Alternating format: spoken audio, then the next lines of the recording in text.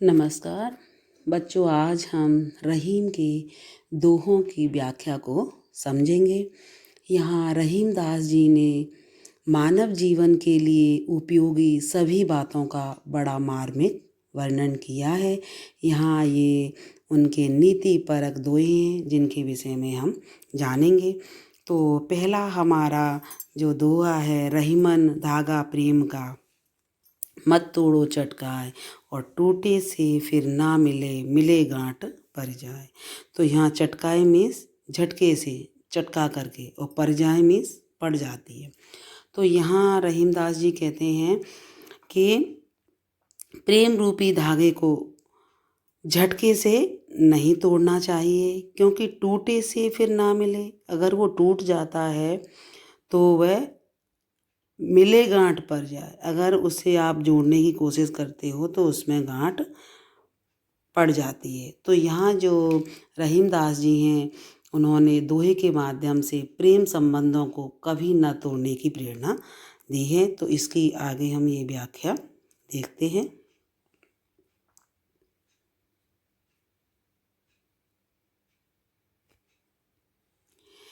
इसकी जो व्याख्या है, प्रेम का धागा संबंधों को जोड़ता है। इस तथ्य को स्पष्ट करते हुए रहीम जी कहते हैं कि प्रेम रूपी धागे को झटके से नहीं तोड़ना चाहिए। अगर इसमें एक गांठ पड़ जाती है तो वह फिर नहीं जुड़ता, और जुड़ता भी है तो इसमें गांठ पड़ जाती है। अर्थात प्रेम संबंध कठिनाई से बनते हैं। जब एक बार बन जाते हैं तो उन्हें यत्नपूर्वक बनाए रखना चाहिए। प्रेम संबंधों के टूट जाने पर उनमें पहले जैसा स्नेह नहीं रहता, उसमें खिंचाव बना रहता है। तो इसका यहाँ कला पक्ष जो शिल्प सौंदर्य है, प्रेम की निरंतरता और अखंडता के महत्व को बहुत ही सुंदर युक्ति के माध्यम से समझाया गया है। दोहे में नीतिपरक सीख दी गई है, और ये दोहे में भावात्मक व उदाहरणात्मक शैली का प्रयोग हुआ है। दोहा छंद है, सरल प्रभावशाली ब्रजभाषा का प्रयोग हुआ है। अब इसके बाद जो हमारी दूसरी साखी है, ये अभी इसका ये जो 6 नंबर जो भाषा में लयात्मकता व गेयत्मकता है, उदाहरण अलंकार का यहाँ प्रयोग हुआ है। उदाहरण दे करके समझाया गया है। श्लेष व रूपक अलंकार का प्रयोग है। गांठ परिजाय में श्लेष अलंकार है, और धागा प्रेम का में रूपक अलंकार है। इसके बाद जो हमारी सेकंड जो साखी है, वो सेकंड जो दोहा है, रहीमन निज मन की व्यथा, मन ही राखो गोय, सुने अठले हैं लोग सब, बांट न ले हैं कोय। मतलब शब्दार्थ इसके देख लीजिए। निज मीन्स अपना, व्यथा कष्ट दुख, गोय मीन्स छिपा करके रखना, अठले मतलब हंसना, कोई मीन्स कोई भी। तो यहाँ रहीमदास जी कहते हैं कि निज मन, अपने मन की जो व्यथा है, जो पीड़ा है, मन ही राखो गोय, मतलब मन में ही छिपा करके रखिए अपने कष्ट को।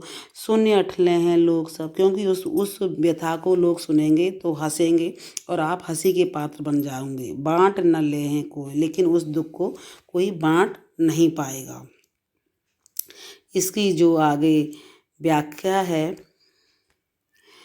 भावपक्ष या व्याख्या या सरलात कुछ भी कह सकते हैं। रहीम जी लोगों को अपने मन की पीड़ा दूसरों को ना बताने का उपदेश देते हुए हैं कि अपने मन के दुख को मन में ही रखना चाहिए, किसी के सामने प्रकट नहीं करना चाहिए, क्योंकि लोग सुनकर मजाक उड़ाते हैं और दूसरों के दुखों को कोई बांटना नहीं चाहता।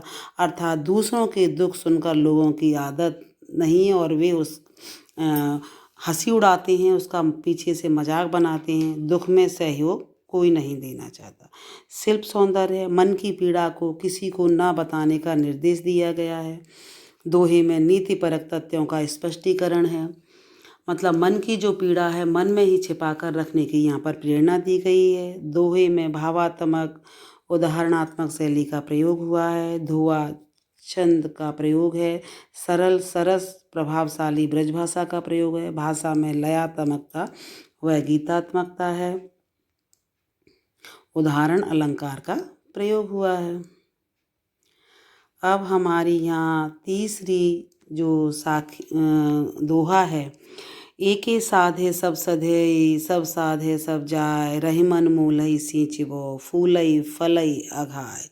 मतलब एक को साधने से, एक ही मतलब एक कार्य को जब हम एक समय में करते हैं तो सब कार्य हमारे बन जाते हैं, सब सज जाते हैं। रहीमदास जी कहते हैं कि जिस तरह हम पेड़ की जड़ को सींचते हैं, मूल को, तो वो हमें फूल और फलों से तृप्त कर देता है। हमें फूल और फलों पर पानी देने की आवश्यकता नहीं होती। तो इसके जो भाव पक्ष है, एक कार्य को सिद्ध करने पर सभी कार्य सफल हो जाते हैं, अर्थात एक परमात्मा को पा लेने से अन्य सब सांसारिक उपलब्धियां स्वमेव प्राप्त हो जाती हैं। यदि परमात्मा की भक्ति न की और अन्य सांसारिक वस्तुओं को पा लिया तो वे सभी उपलब्धियां परमात्मा के अभाव में कुछ काम नहीं आती। रहीमदास जी कहते हैं कि यदि वृक्ष को मूल अर्थात जड़ से सींचा जाए तो वृक्ष पर फल फूल भरपूर मात्रा में आते हैं।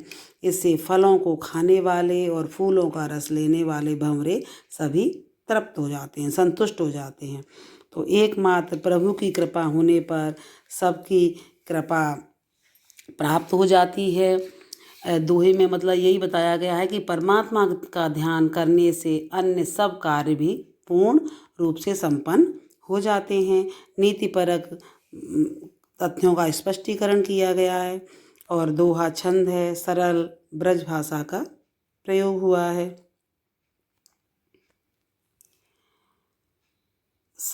भाषा में लयात्मकता व गीतात्मकता है, उदाहरण देकर के समझाया गया है। एक ही साधे सब सधई सब साधे में अनुप्रास अलंकार है, क्योंकि यहाँ पर सा वर्ण की एक वर्ण की कई बार आवृत्ति हुई है। एक वर्ण की जब एक से अनेक बार आवृत्ति हो तो वहाँ अनुप्रास अलंकार होता है।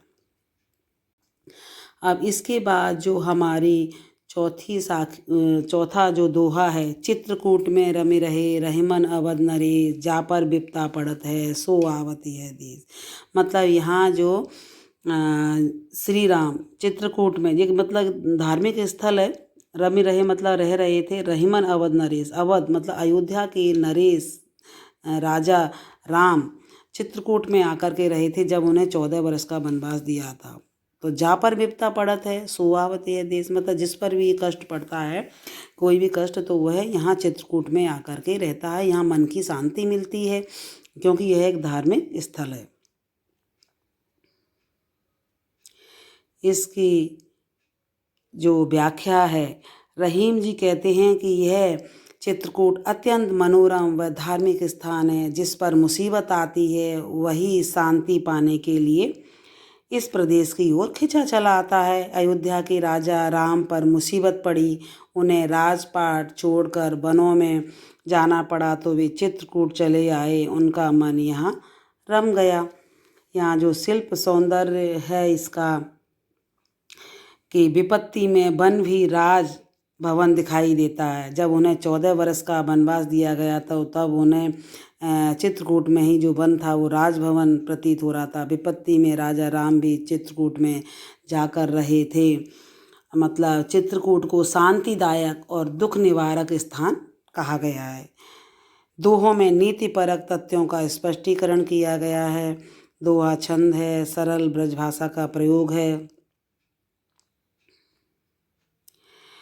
उदाहरण अलंकार का प्रयोग हुआ है। रमे रहे रहीम मन में अनुप्रास अलंकार है क्योंकि यहाँ रा वर्ण की आवृत्ति हुई है। अब हमारा ये जो 5th दोहा है, दीर्घ दोहा अर्थ के आखर थोरे आही, जो रहीम नट कुंडली सिमट कूद चढ़ जाई। तो यहाँ जो दीर्घ में क्या होता है, लंबा बड़ा, दोहा अर्थ के आखर थोड़े हुई, मतलब अक्षर तो उसके कम हैं दोहे के, लेकिन उसका जो अर्थ है वो बहुत ही गहरा है, लंबा है। जो रहीम नट कुंडली सिमट कूद चढ़ जाए, जो नट होता है वो अपनी कला में इतना निपुण होता है कि वो छोटे से उस गोले में से सिमट करके कूद करके छलांग लगा सकता है और उसमें से आसानी से निकल जाता है। इसकी हम व्याख्या देखते हैं कि रहीम जी क्या कहते हैं कि दोहा छंद ऐसा है जिसमें अक्षर तो थोड़े होते हैं किंतु उनमें बहुत गहरा और दीर्घ अर्थ छिपा रहता है। नीति की बातें छिपी होती हैं। जिस प्रकार कोई कुशल का बाजीगर अपने शरीर को सिकोड़ कर छोटा आकार दे करके तंग मुंह वाली कुंडली के बीच में से कुशलता पूर्वक निकल जाता है। जो मतलब कुंडली क्या है, मतलब जो जो गोला होता है, उसी प्रकार कुशल दोहाकार दोहे के सीमित से शब्दों में बहुत बड़ी बड़ी और गहरी बात कह जाते हैं जो मनुष्य के लिए बहुत ही लाभदायी हैं उनको अगर वह उन पर चलता है तो यहाँ शिल्प सौंदर्य में दोहे के थोड़े शब्दों का भी हृदय पर गहरा प्रभाव पड़ता है, भले वे कम हों। और यहाँ पर नीतिपरक दोहों का स्पष्टीकरण किया गया है और भावात्मक धारण शैली का प्रयोग हुआ है, सरल ब्रज भाषा का प्रयोग हुआ है। तो यहाँ पर जो थोड़े से अक्षरों में गहरा अर्थ छिपा होने की बात कही गई है। भाषा में लयात्मकता व गीतात्मकता है।